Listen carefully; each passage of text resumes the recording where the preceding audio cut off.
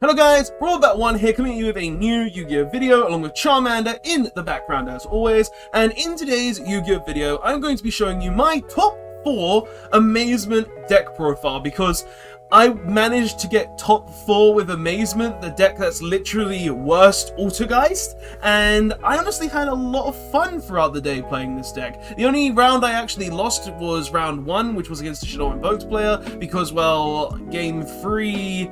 I made a bit of a misplay, and that misplay cost me the match, but hey, you make some misplays sometimes, especially when your deck is, not tier 2 and you're just trying to have fun, but you made mistakes, so you take the L.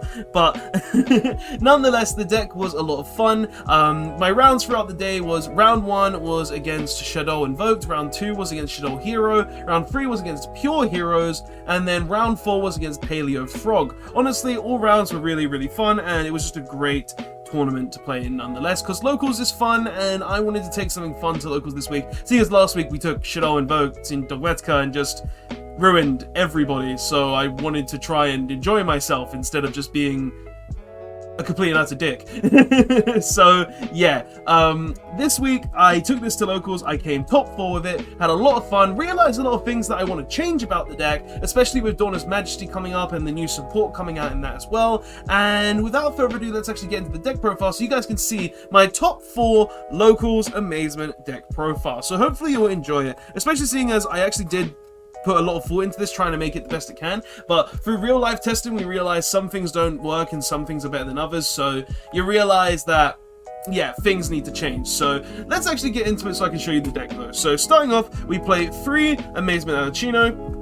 He is literally the best card in the deck for the fact that, 1, whenever a trap is activated on your board or your opponent's board, he special summons himself from the hand, and also he can banish Amazement traps from the graveyard, just go ahead and destroy cards opponent controls. And also, literally this card has a lot of text on it. When your opponent normal or special summons a monster, you can go ahead and equip an Amazement card from your deck to the opponent's monster. And I say Amazement card, what I mean is an attraction card, because the attractions aren't called Amazement. So an Amaze attraction card to an opponent's card. So literally just banish Amaze attraction traps to destroy cards, summon whenever a trap is activated, and equip to opponent's monsters. So literally he's just a multi-faker really, and that's just really good. Like honestly, activate a trap card, special summon, do things, and have fun with him. You have to play him at 3 because you need to be able to draw him as well, so it's very important that you play 3 of him. Plus we're playing a very small monster lineup, so him up 3 is just vital. Like, I would not play this deck without 3 of him, and you do need to play 3. Next though, we play 3 Amazement Attendant Comica. She's also very important, but I've kind of realized that I kind of want to cut her down to like 2 throughout this tournament, because I realized, well, she's not as important as a lot of the trap cards, and I kind of want to change the ratios of a lot of things in the deck, and I realized that, yeah, she can go down to 2 because I want to run some other cards. But nonetheless, she is very important, and I wouldn't run the deck without at least 2 of her, because the fact that when she's normal summoned, she sets an attraction trap directly from your deck onto the board. So you literally just normal summon her, set any of your Amaze attraction cards, and literally you have access into every monster in your deck because one of them is a Rota. You have access to an Imperm because one of them is an Imperm. You have access to a Book of Moon. You have access to an MST, all because of this card says normal summon, set a trap from your deck to the field. She's literally the marionette of the deck. Like honestly, this is like, looking at this deck, it's just a copy paste of Autogeist, where this is the multi-faker and then this is literally the marionette. They're just slightly worse than the actual cards because, like, well, it's not as good as Autogeist really. Like honestly, it's a good deck, but it's not as good as Autogeist. It's just like that. And she also has the additional effect where you can move your equipped traps from monsters. So, for instance, if you've got an equipped trap on an opponent's monster, you just go ahead and move the equipped trap to her or another Amazement monster you control. So that can come up as well, where you want to go ahead and move like your Horror House onto your own monster, so you can have that imperm effect. If you did equip it with the Arlecchio Alachino, if you're in the OCG, I prefer the Alachino name though. So yeah, I'm honestly thinking of cutting her down to 2, but she is a necessary card in the deck. Do not play this deck without at least 2 of her in the deck. But we played 3 for the locals. Next, and the last monster we actually play is 1 Ecclesia, because I am playing a Dogmatica engine in the deck, and I play 1 Ecclesia essentially because she is just, oh, I guarantee a trap in my hand to go ahead and be able to summon my Arlecchio or Alachino to go ahead and then just guarantee that, 1, I can get additional effects if I send cards to the graveyard from my extra deck, such as the Paleozocusaur at the top that just protects all back row, or I just go ahead and search this to get the punishment, which allows me to pop opponent's cards, get additional things to send to the graveyard, and then also be able to summon Arlecchio. So like there's no reason not to play the Dogmatic Engine, and you do kind of have to play it to guarantee your consistency in the deck. But that's the only monsters I actually play. We're only playing 7 monsters. I'm thinking of cutting it down to 6, maybe 7, maybe keep it at 7 if I feel like the new Amazement monster is actually worth it. I've looked at it, I'm not too sure if I want to be playing it, but I'll have to do some testing to see if it's really, really good in the deck. But honestly, the 7 monsters lineup is fine. We're not playing any hand traps in the deck, for monster based at least, and I'm very happy with how the monster lineup is. It's just literally I would probably cut a Comica. Like I would just cut one Comica and make it so I don't play 3 of her. Like that's the only thing I'll probably change in the monster lineup from the locals and the experience that I had and the testing through that locals. Next though, for spells, we do play 3 Pots of Prosperity. The card is absolutely insane. Excavate the top 6 cards of your deck, get any one of those cards from your deck to your hand. Honestly, like this card says I excavate the top 6, get a floodgate that I want to stop my opponent from playing the game, and then I just win the game. Like this card was MVP throughout the entire tournament, and honestly, if you want to play a deck like this, I suggest you pick up 3 of these. You could play Extravagance, but just the guarantee is just so much better. Like honestly, this card banging, it really does make the deck that much more better. We also play 3 Nadir's Servant, obviously to search the one Ecclesia, because like this can add it from the graveyard or deck to hand, and also because we can go ahead and send extra deck monsters to the graveyard to go ahead and trigger their effects and then get things from those as well, such as more advantage, more resources, more protection, everything along those lines. And then we also play 2 Amazing Time Ticket, because well, this I chose to run this at 2 for the pure fact that I felt like the 800 cost kind of wasn't the best. Like, don't get me wrong, this card is very, very strong, and we're playing 3 Comica, which is kind of one of the other reasons why I chose to put this to 2. But this card literally just says, and the reason why it's so strong in the deck is because, well, pay 800 life points, go ahead and add 1 Amazement monster during your turn to your hand, or during your opponent's turn, you can go ahead and set 1 attraction trap directly from your deck to the field. So pretty much I chose to play 2 of it. I liked it at 2. I didn't really feel like the 3rd was necessary at all throughout the tournament, and I feel like I'm going to keep it at 2. Like, it's a good card, don't get me wrong, but if I'm cutting the Amazement engine down a bit, I feel like this at 2 is fine.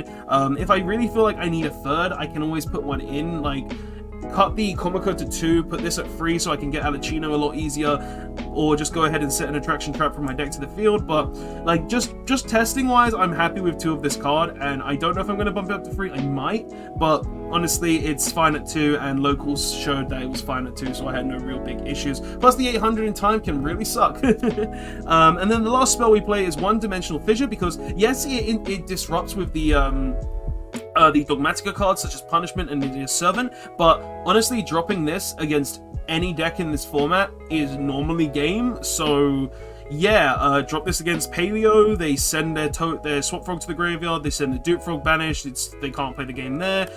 Do this against Shadows, oh, they banish all their Shadow cards, they can't trigger their effects.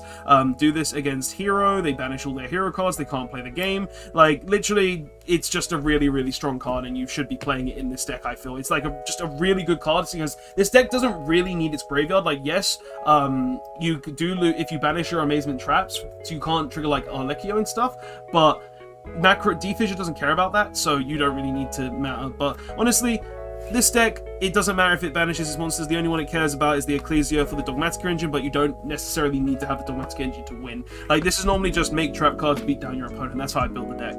But going into the trap cards, we play 3 Amaze Traction Cyclone Coaster, and 3 Amaze Traction Horror House. And through the tournament, I've realized one thing about these. I want to cut these down to 2 each. I've realized throughout the entire tournament that these cards in the deck do not do enough, and yes, they're very strong, don't get me wrong, but when you're seeing them in multiples, or you're just seeing them when you don't want to have them in your hand, or they could have been a better trap card, I feel like these cards do need to go down a bit, and maybe go down to 2 each. I feel like when we get the new Amazement trap card that literally says when your opponent activates a monster's effect, you just return that card to the hand, or you can just, like, I don't know, just do other things, like the new Plunder Patrol Amaze trap. Like, I feel like it's just a very, very good card in general, and I'll cut one of these for that, and then I'll cut the other one for, like, a different trap card that I feel like it's just better. But nonetheless, they were really strong throughout the tournament. I just felt like I was drawing multiples of them, and I don't want to draw these cards. I would rather draw a different trap card that would help me a lot more better, and a servant. I would rather draw other cards than these, and seeing them in multiples, and seeing as I just want to sit them from the deck with like Arlecchio and just be able to have impermanent with them sometimes, it's just like, I would rather not play these at 3 each. But for the tournament I did, and it was alright. It's just like, when you draw multiples, it just actually sucked, and I ran out of resources very, very quickly. So that just happened quite a bit, and I felt like saying that in the video. But nonetheless, these cards are really good. This is the MST/rotor for the deck. So if it's attached to your opponent's monster, it's a rotor. If it's attached to your own attraction monster or amazement monster, it is an MST. And then Horror House is a Book of Moon on your opponent's monster, and then also a impermanence on your monster. So pretty much every turn this card says negate a monster effect if it's on yours. If it's on an opponent, you just go ahead and set the monster face down. Like, that's literally how these two cards work, and I'm definitely probably going to put them to 2. I cannot stress that enough. The card is good. The cards are good, don't get me wrong, but I just feel like they have to go to 2. I just didn't like them at 3 at all, and in tournament testing, when you realize this, it makes a lot of sense because you're playing in real life and you can realize a lot more. But anyway, continuing on, we play 3 Infinite Impermanence. This is the only hand trap I'm actually playing in the deck, and that's because obviously the Arlecchio, because we just go ahead and activate the Imperm, reveal the Arlecchio, and then go ahead and special summon it. The card is very good. Every time I drew it, it was insane, and I have no reason not to play this card in the deck, so it is definitely staying as a free of in the deck. We also played 3 Torrential Tribute. I'll be honest, I didn't see this card throughout the entire day. It was really weird. It would have been really good in a lot of different situations, but we did not see it, so I can't really say much about it. But the card is very, very strong in the deck nonetheless, because we do not need a lot of monsters to win the game. We also play 3. There can only be 1. Simply put, this is a Psychic. This is a Machine. This is a Spellcaster. I can literally just abuse There Can Only Be 1. Look at my opponent with all their warrior monsters, all their Spellcaster monsters, and just be like, yeah, you can't play the game. And if my opponent's playing a Zombie World deck, well, you lose to that as well. So yeah, There Can Only Be 1, just very, very strong card. It's definitely a staple in this deck, and I would not run this deck without it, and it's just insane.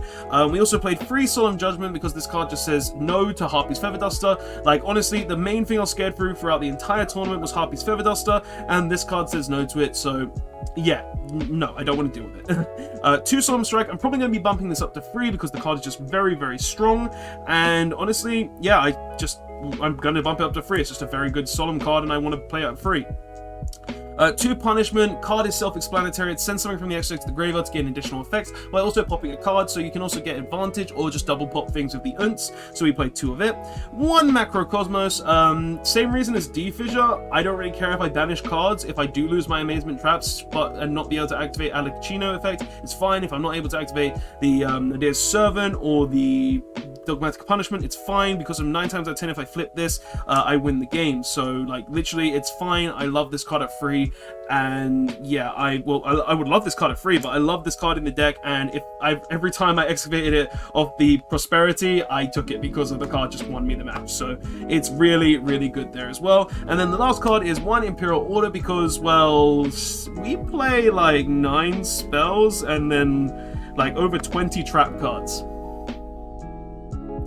I win the game. So yeah, that's all the that's the main deck though. Honestly, the only things that will change, as I said, is probably Comica to 2, and then definitely putting the Amazement traps to literally just 2 2s. I didn't like drawing multiples of them. I hate seeing them in my opening hand 9 times out of 10, and I just wish they were always something else. So I'm definitely going to be changing these out, and probably putting some better traps in, like a 3rd Solemn Strike, or maybe like a new trap card, maybe play another Floodgate like Summon Limit, or something along those lines, because that's kind of like the way I want to play this deck. I think it's more a really good Floodgate based deck, and I'm really liking that aspect of the deck. So yeah, but that is the main deck. Let's go ahead and go on to the extra deck to tell you about all the Dogmatica targets we play. So yeah, so first of all, we play 1 Cambrostia. This card basically says whenever your set spell cards will be destroyed, you go ahead and banish it. We send it off the punishment, obviously, and then we just go ahead and, you know, say, no, you can't destroy our things. So you're a small monster, gives me protection. Sick. 1 Tri-Brigade Baron Blossom, because pretty much when this goes to the graveyard, we go ahead and draw 1, put 1 to the bottom of the deck. So if I've got like multiple of the Amazement Traps in my hand, or I've got a dead draw in my hand, then I just go ahead and send this within the Servant, search the Ecclesia, then this triggers, goes ahead and draws a card, card, and then I put back the worst card in my hand. So literally just very good card. We play the one of it because of that. One Nightmare Cerberus because it's a nightmare. Like a lot of these extra choices you don't really need, they're just there because you can make them. One Lin because you can make it. One Nightmare Phoenix because of back row removal, again you don't really need it. One Nightmare Unicorn for removal in general, you don't need it, it's just there because. One Blackluster Soldier because if we ever make this, we're making it to win, and it will be against a deck that targets a lot. So yeah, attack, you can't get over it, sick, I win the game.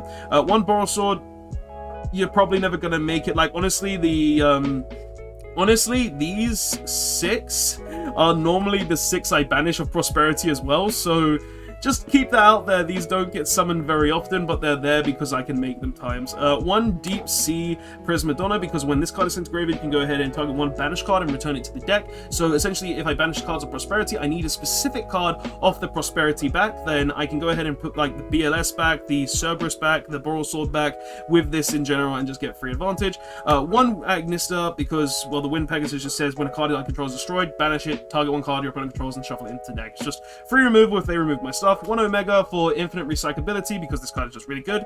3 Unts because this card just says pop when I send it to graveyard, and I play 3 Nadir's Servant and 2 Punishments, so there's no real reason not to be playing this at 3. And then 1 Titanclad because, well, I realize if I draw the Punishment with no Ecclesia, I can just go ahead and send this to graveyard, and then during the end phase summon the Ecclesia, get another punishment. So that just comes up at times, and it actually works, and it even came up during the locals, so there's no real bad thing about that. It's just free resource. And then for the side deck, obviously, because side decks are important, but obviously it depends on where your locals are. I play 2 DD Crow because I'm scared of Drytron, I'm scared of Skystrike, I'm scared of Shadows. I literally just wanted to play something that can affect a lot of different decks, and DD Crow does that. 2 Nibiru because, well, combo decks, go hell. 3 Alpha because I felt like Alpha was just really good in this deck, because if our opponent makes like a Dragoon or a really big monster, this card outs it. So I wanted to play it because of that. And then 3 Lightning Storm for more back row removal. We don't really play anything outside of the obvious card, which is the Amaze Trap, so I wanted this in the deck for that.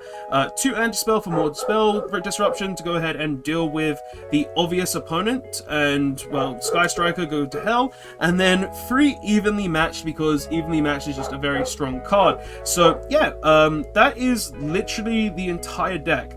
This card was just in there for back row removal and more trap decks in general. But yeah, that's the deck. Honestly, throughout the locals, this was really fun to play. It obviously is just a fun deck that I own because I wanted to play something for fun for a change. I really did enjoy it. I really did enjoy playing the deck, and I think the deck is just really strong. So yeah, guys, if you like the deck, please tell me your thoughts on it in the comment section below. Did you enjoy the video? Did you like the deck profile? Is there any changes you would make coming up in Dawn of Majesty? Is there any changes you would make to my build currently? I'd love to hear your thoughts and opinions on that. But guys, thanks so much for watching. I'll see you guys in the next one. Sorry if you can hear my dog barking in the background, and I will see you guys in the next one. Robot1 signing out. Later all, please check out all the links in the description and all that good stuff. Robot1 signing out, and yeah, keep being amazing, everyone.